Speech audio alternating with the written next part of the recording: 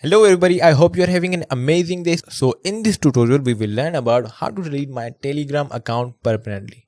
Alright, so first of all we have to go inside our Telegram app. Alright, so now we are into our Telegram app.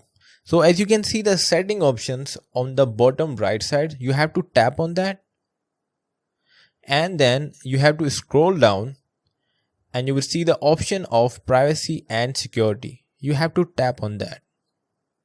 Alright, and now you have to scroll down again and you would see the option of automatically delete my account.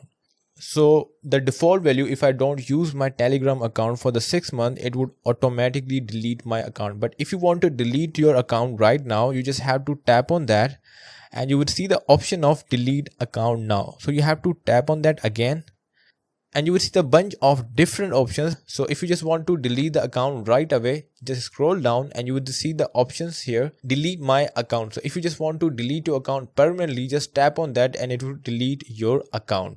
Alright, so in this tutorial we learned how to delete my Telegram account permanently, and thanks for watching.